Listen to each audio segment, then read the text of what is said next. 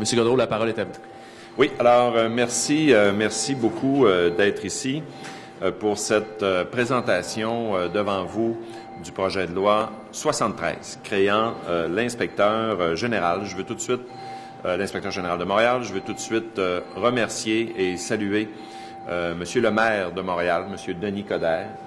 Merci beaucoup d'être ici, Monsieur le maire. Merci beaucoup de tout le travail, de toute la collaboration dont vous avez fait preuve dans les dernières semaines, dans les derniers mois, pour arriver au dépôt de ce projet de loi. Je veux également, évidemment, saluer mon collègue Jean-François Lisée, ministre responsable de la métropole. Et je tiens absolument également à souligner le travail exceptionnel de mes collègues à la justice et à la sécurité publique, Bertrand Saint-Arnaud et Stéphane Bergeron, ainsi que la collaboration de Stéphane Bédard au Conseil du Trésor. Donc, depuis le premier jour de notre élection, l'intégrité, c'est un des piliers de l'action du gouvernement.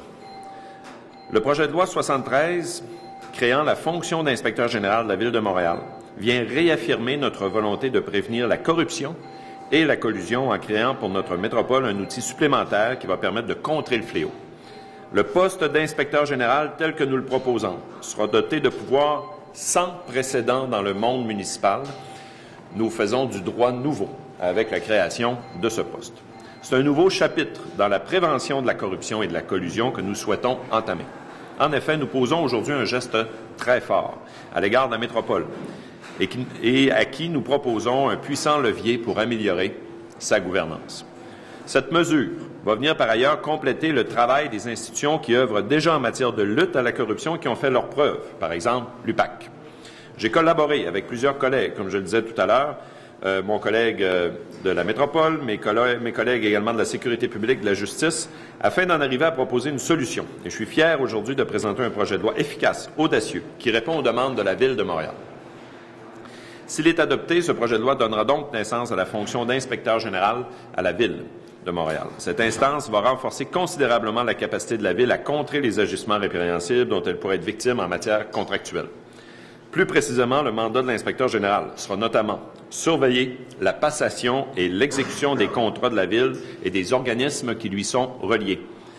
Recommander au Conseil des mesures pour prévenir les manquements à l'intégrité et pour favoriser le respect des dispositions légales et des exigences de la Ville en matière contractuelle. Ainsi, former les élus, les fonctionnaires et les employés de la Ville en cette matière. Le poste d'inspecteur est exceptionnel, en ce sens que son mandat en est un de prévention de la collusion et de la corruption. Les vérifications en amont qu'il va pouvoir effectuer vont venir en ce sens compléter celui d'autres instances comme l'UPAC, dont les interventions s'effectuent a posteriori. Son travail de l'inspecteur général, son travail de surveillance constante de la passation et de l'exécution des contrats viendra par ailleurs compléter celui du vérificateur général, dont le mandat de vérification est plus ponctuel, comme vous le savez. L'inspecteur général aura à cette fin des pouvoirs accrus par rapport à ceux du contrôleur général et du vérificateur général de la Ville. Il aura, entre autres, un droit d'accès chez les tiers pour prendre connaissance de documents et demander des renseignements. Il aura le droit d'utiliser tout ordinateur, demander toute aide pour accéder à son contenu. Le fait de ne pas répondre à ces demandes ou de lui nuire va même constituer des infractions punissables d'amende. L'inspecteur général de la Ville de Montréal va pouvoir aussi annuler tout processus de passation de contrat de la Ville ou d'un organisme qui lui est relié ou résilier tout contrat de ceux-ci ou suspendre leur exécution. Toutefois, évidemment, un respect de l'imputabilité des élus de la Ville et des dirigeants d'organismes. En vertu de ce respect-là, les élus vont pouvoir annuler une décision de l'inspecteur général. Je suis donc très fier de déposer ce projet de loi qui s'inscrit dans la grande lignée des actions menées par notre gouvernement afin de renforcer la protection de l'intégrité des instances publiques. Notre premier geste, je vous le rappelle, fut d'adopter la loi sur l'intégrité en matière de contrats publics. Ce geste fort a marqué le pas de nos actions dès que nous sommes arrivés au gouvernement. Nous avons aussi adopté la loi permettant de relever provisoirement un élu de ses fonctions et des mesures sur le financement politique municipal. Nous n'avons jamais hésité à agir pour améliorer la gouvernance de Montréal. Notre gouvernement réaffirme aujourd'hui, avec ce projet de loi, sa volonté de soutenir les municipalités, mais particulièrement de soutenir Montréal, Monsieur le maire, pour prévenir, contrer les effets de la corruption et de la collusion. Merci beaucoup. Merci, M. Gaudreault. Merci, cher Denis, cher Sylvain.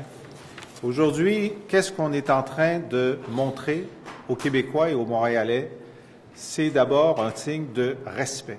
Comment le gouvernement du Québec, dans son entier, respecte la volonté des Montréalais. Nous avions dit, Sylvain, la première ministre et moi, avant l'élection, que nous ne voulions pas nous ingérer dans les débats que les Montréalais feraient sur les outils dont ils ont besoin pour leur avenir immédiat, mais que nous réagirions lorsque ce souhait serait exprimé par l'élection et par le suffrage universel rapidement pour répondre aux demandes des Montréalais. Denis Coderre s'est présenté avec, dans son programme électoral, une priorité, un inspecteur général du droit nouveau, comme l'a dit Sylvain, pour renforcer la capacité de la Ville de Montréal et de toute l'agglomération de prévenir et de combattre ce qui reste de fraude, de collusion et de corruption de façon pérenne. Nous nous sommes rencontrés le surlendemain de votre élection et à la question « Est-ce qu'il y aura un inspecteur général ?» j'ai répondu « La Ville de Montréal veut un inspecteur général.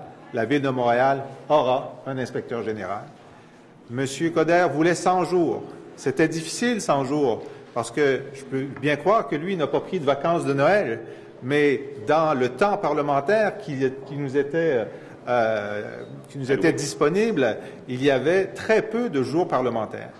Et la rapidité avec laquelle les équipes du MAMRO, avec l'aide de la sécurité publique, avec l'aide de la justice, avec l'aide également du Conseil du Trésor et avec notre participation au ministère de la Métropole, la rapidité avec laquelle nous avons travaillé sur ce droit nouveau, discuté avec le contentieux de la Ville de Montréal, nos contentieux, regarder les précédents, voir ce qui pouvait se faire, ce qui ne pouvait pas se faire, la négociation que nous avons eue, les équipes de cabinet qui ont été également mobilisées là-dedans, ça démontre une chose. Ça démontre la grande volonté du gouvernement québécois de livrer la marchandise, la grande volonté du gouvernement québécois d'entrer dans une ère de coopération, de respect de l'autonomie de Montréal et de flexibilité dans notre façon de voir les choses pour la suite. Alors, les Montréalais savent que ce soit sur ce thème de l'intégrité, les investissements que nous avons faits avec Sylvain, la ligne bleue, le SLR, Turcot amélioré, le doublement des voies réservées d'ici 3 ans, les annonces que nous avons faites avec Makakoto sur le musée des Beaux-Arts, sur le musée de l'art contemporain, l'îlot voyageur que nous avons ressuscité, le carré Saint-Laurent que nous avons lancé. La liste est trop longue, je ne vais pas prendre le temps de Denis Coderre, il y en a beaucoup. Mais l'engagement de ce gouvernement envers Montréal, c'est un engagement qui est profond, qui est concret, qui est immédiat, et nous voulons être votre partenaire dans la réussite de Montréal. Et ce projet de loi qui est adopté et dont j'espère qu'il sera discuté, qui est déposé, et j'espère qu'il sera discuté et adopté rapidement, est un témoignage de ce respect et de cette action. Merci. Merci beaucoup.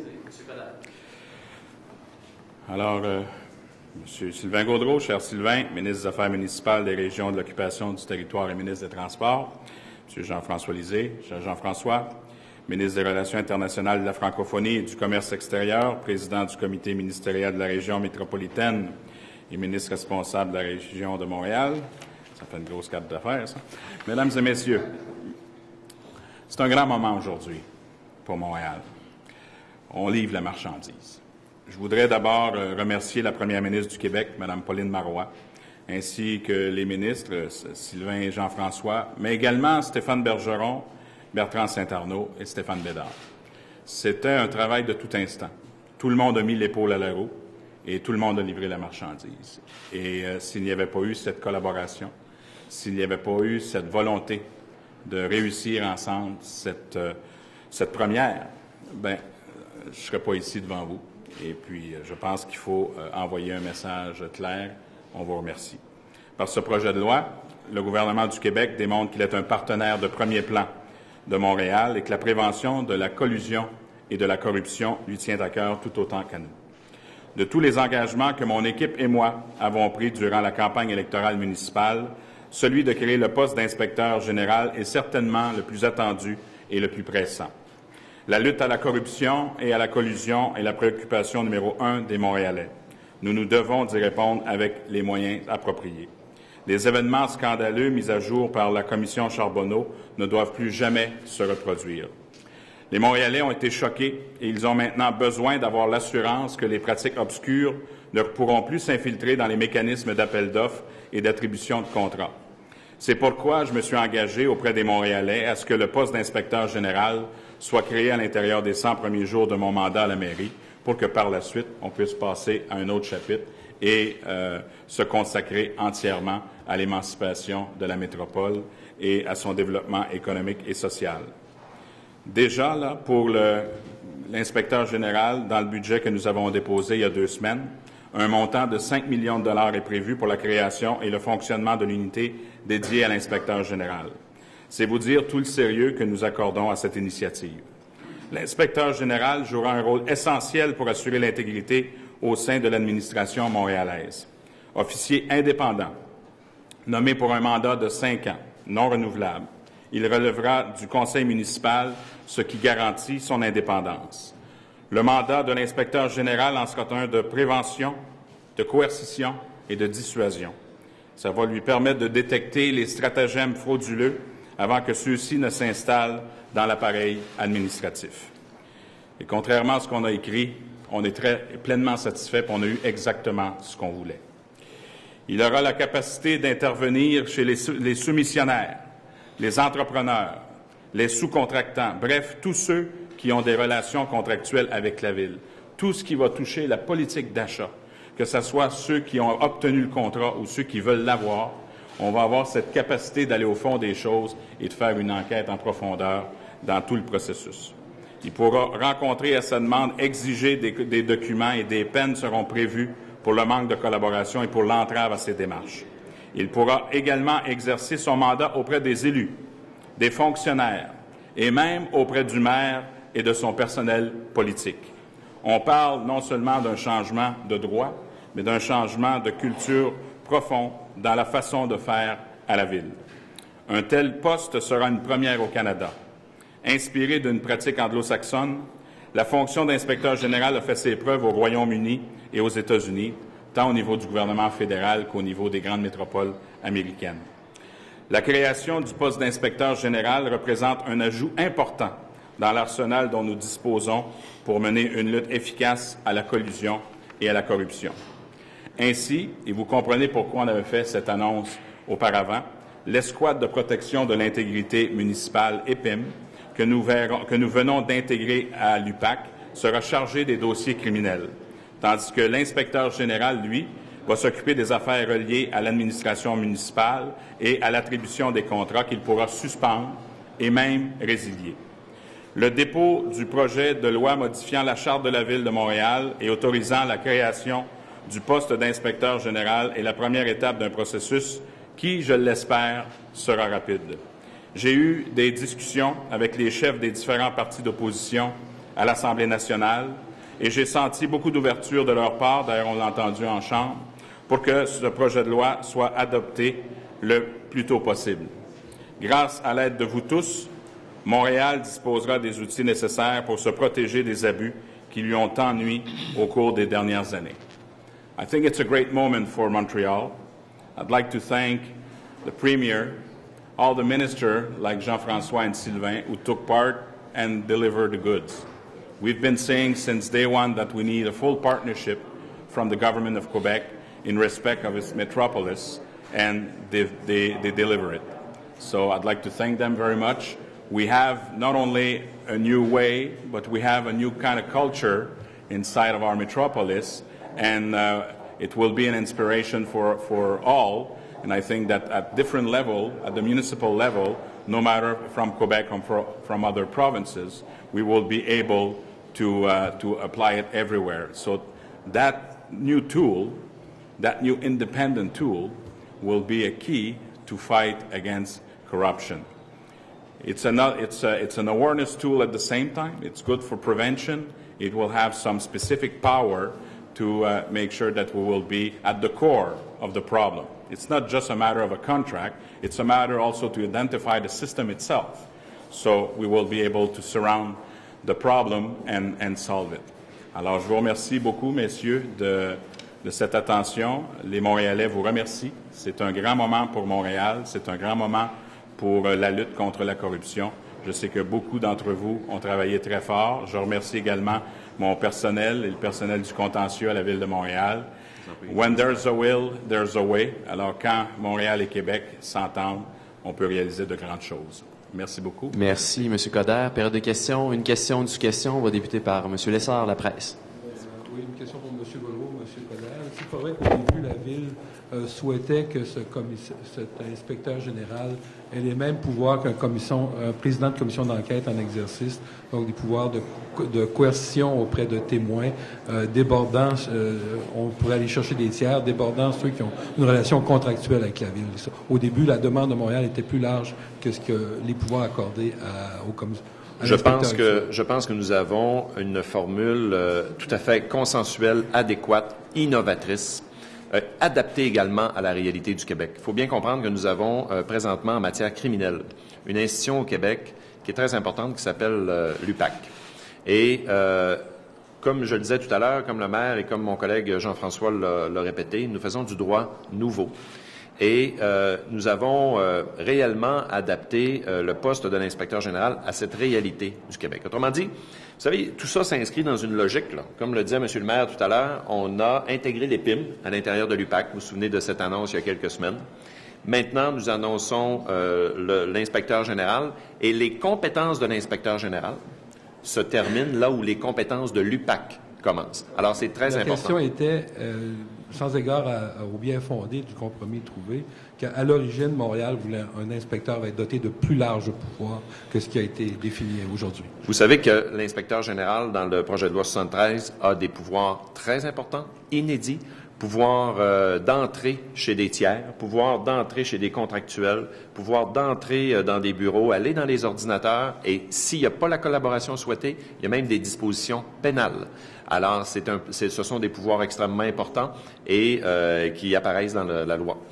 Monsieur le maire, est-ce que vous avez l'intention de choisir, nommer, suggérer au conseil municipal un candidat pour ce poste au prochain conseil? Vous me permettrez, parce que j'ai vu beaucoup de vos articles avec des sources anonymes. Maintenant que vous avez une source qui était là pour vraiment assurer qu'il y ait un inspecteur général, vous me permettrez de vous répondre respectueusement.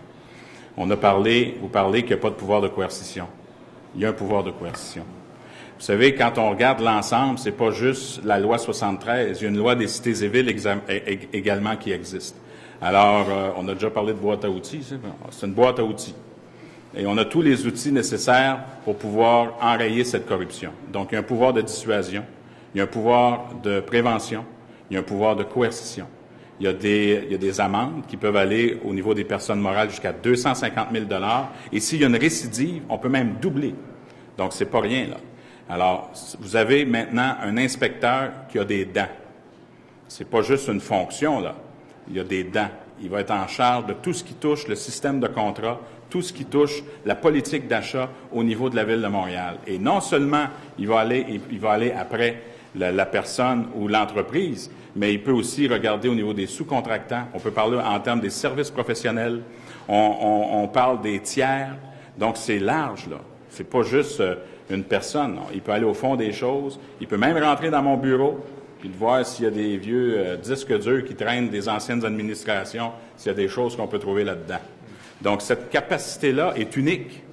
Donc, ce pouvoir de dissuasion, ce pouvoir de coercition et de prévention est la solution pour prévenir la corruption. Maintenant, ce qui est aussi intéressant, et je fais miennes les paroles du ministre, le fait qu'on a l'UPAC également, puis qu'on a une cohérence au niveau de l'EPIM et de l'UPAC, vous voyez que l'éventail des processus font en sorte que ça va être tough d'essayer de fourrer le système. Merci, M. En Coderre. bon français. M. Gentile, Radio-Canada.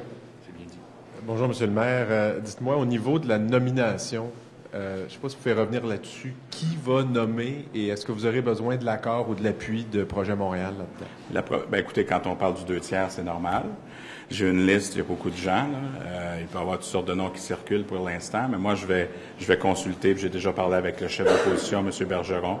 c'est une nomination qui est non partisane et si vous vous souvenez, à l'époque, quand on a parlé justement de la création de l'inspecteur général et que j'ai discuté au conseil de ville, par exemple le 2/3, s'assurer que ce soit un mandat de 5 ans non renouvelable, puis son pouvoir d'enquête et tout ça.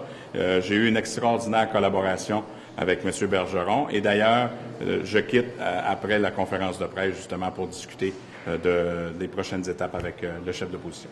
M. Gaudreau, l'adoption de ça, à votre avis, est-ce que ça peut se faire demain, après-demain? Est-ce que ça peut être si rapide que ça ou ça peut prendre plus de temps? Écoutez, j'ai plusieurs fonctions, mais je n'ai pas celle de leader du gouvernement. Vous savez que nous avons plusieurs projets de loi sur la table. Vous avez assisté, comme moi, au dépôt du projet de loi à l'Assemblée nationale. J'ai senti une très grande ouverture, très grande collaboration de la part des deux oppositions. On n'a pas entendu Québec solidaire, mais certainement de la part de la Coalition Avenir Québec et du Parti libéral pour aller rapidement. Alors maintenant, moi, je ne suis pas maître de la destinée du Parlement. Je pense qu'il y a des discussions à avoir pour avoir rapidement des consultations particulières, peut-être même pas. C'est ce que les leaders ont convenu. Alors notre objectif est d'aller rapidement avec ce projet de loi. Monsieur Le Cavalier, Journal de Montréal, Journal de Québec. Pourquoi faut-il être absolument membre du barreau depuis plus de 10 ans pour occuper la fonction d'inspecteur général? Écoutez, c'est en raison des fonctions qui lui sont attribuées, des fonctions judiciaires, des fonctions très importantes qui sortent du droit commun, en fait du droit nouveau. Et là-dessus, on est on s'est collé, si on veut, à ce qui est le cas pour les juges, par exemple, 10 ans d'expérience au barreau, membre depuis 10 ans. Mais c'est vraiment une préoccupation importante. Ça correspondait également aux demandes de la Ville. Je ne sais pas si une maire veut ajouter quelque chose là-dessus. Étant donné, justement, en plus qu'on voulait faire une distinction entre la question criminelle et la question administrative, on trouvait que c'était de bonne loi d'avoir un barreau 10 ans. Quand on parle d'un barreau 10 ans, évidemment, il y a aussi une importance. Il y a des gens qui peuvent être un barreau 10 ans puis cumuler d'autres fonctions. Mais on pensait qu'au niveau de la base comme telle, pour l'interprétation du droit, puis envoyer aussi ce message là, d'une certaine distinction entre la réalité criminelle et la réalité administrative, on pensait que c'était une bonne chose. Une façon d'exclure un ancien policier qui serait intéressé par le poste? Ça n'a rien à voir. C'est un choix. Moi, ce que je voulais, c'est de créer la fonction d'inspecteur. C'était pas par rapport aux individus. C'était vraiment d'avoir une fonction qui nous permettait de couvrir l'ensemble. Donc, non seulement au niveau de la nomination, mais au niveau des pouvoirs et des capacités afférentes. Monsieur Pépin, Radio-Canada. Monsieur Pépin. Bonjour. Ça fait longtemps. Oui, ça fait longtemps. Ouais. Comment allez-vous, messieurs? Ça va? Très bien. Excellent. Peut-être un petit peu plus technique. Si je comprends bien, c'est le conseil municipal qui a le dernier mot sur les décisions de l'inspecteur général.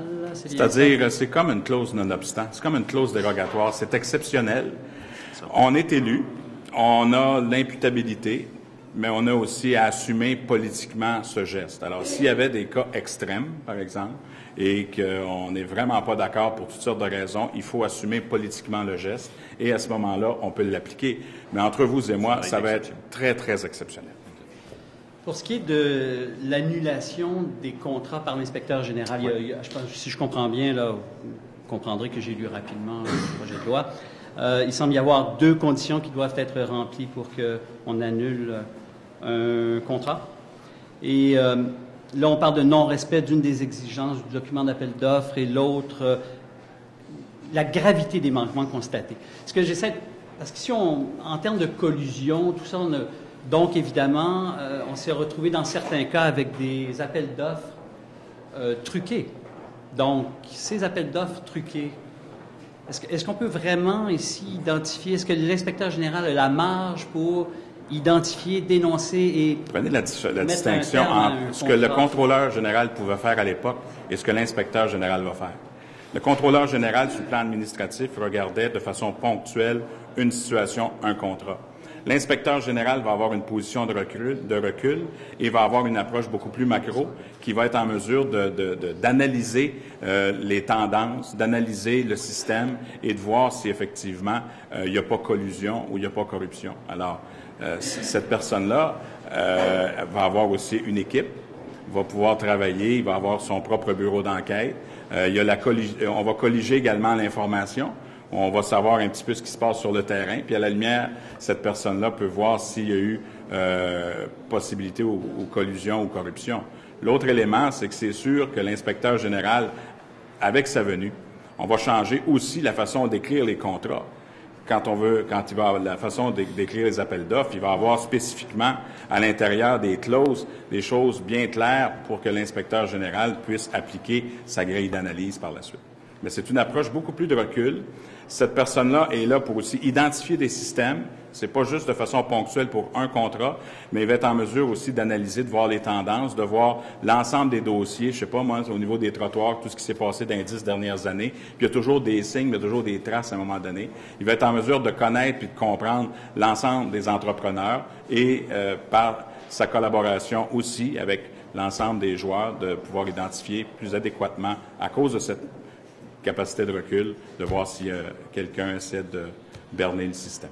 Merci. Dernière en français, M. Bellard-Cirino du Devoir. Oui, bonjour. Bonjour. Alors, vous dites que les décisions de l'inspecteur pourront être renversées par le conseil municipal. Selon quelles règles? Est-ce que c'est un vote majoritaire? Je me demandais les recours possibles pour un employé qui s'estime brimé dans ses droits par l'inspecteur général.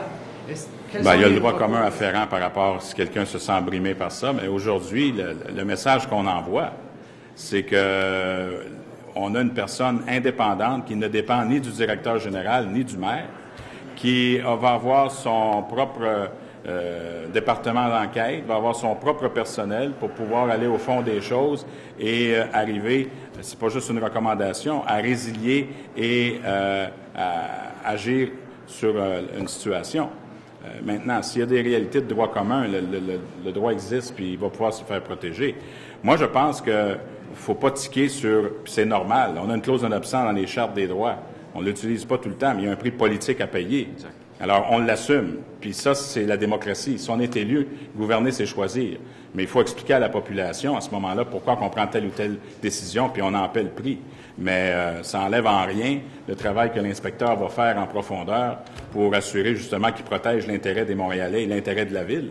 Déjà, on voit avec la commission Charbonneau qu'il y a une baisse de prix de 30 %. Imaginez-vous maintenant, vous avez une personne à temps plein qui va s'assurer que la politique d'achat, la politique contractuelle puisse être vérifiée et que s'il voit une situation, parce qu'il va être en mesure par ses outils de l'identifier, je prévois peut-être encore une baisse de chute de prix. Si tu permets, oui, Denis, juste un élément. Je pense que c'est important de rappeler, votre question me rappelle qu'il y a une disposition dans la loi très importante pour protéger les informateurs de l'information et de leur intégrité quand ils donnent de l'information. Alors, on s'est assuré de cela. Puis je pense que ça aussi, c'est une clause tout à fait importante et qui protège, par exemple, des employés de la municipalité ou d'autres contractuels. Puis je terminerai là-dessus, mais étant donné, comme ancien président du conseil privé, j'avais mis en place au niveau de la fonction publique c'était la loi contre pour protéger le whistleblower, les dénonciateurs. Je pense que ce qui est aussi important, c'est que l'inspecteur général peut jouer ce rôle non seulement de protéger les dénonciateurs, mais vu que vous avez une fonction qui est indépendante, si tous ceux et celles à l'intérieur de l'administration municipale veulent justement identifier et dire une situation, à ce moment-là, il pourra le faire peut-être avec beaucoup plus de quiétude, parce qu'à ce moment-là, c'est une personne qui est totalement indépendante. Puis je remercie aussi le ministre d'avoir inclus ça à la loi. Vous estimez encore aujourd'hui que les prix dans les soumissions sont trop élevés? Je sous-estime que s'il y a de la corruption, on va l'empêcher, puis que déjà, avec un travail qui a été fait de tout instant, soit par la loi numéro 1, soit par la commission Charbonneau, il y a eu un lien de cause à effet, et je suis sûr qu'à chaque fois, quand on encadre bien les situations, il y a toujours des impacts à ça. Merci. On passe en anglais. Merci, M. Cirino. Bien tenté. Caroline Plante, Global. Merci. Now, you referred to it in French, but why not extend the powers of the city's auditor instead? Why do we need this new inspector? Because an auditor is there for its administration as a whole, and his role is to recommend every year some situation in some department. I want to have somebody independent who will be outside of the system, who will have all the power to make sure that not only we prevent any kind of corruption, but we'll be able to identify and find some solution and go after that person.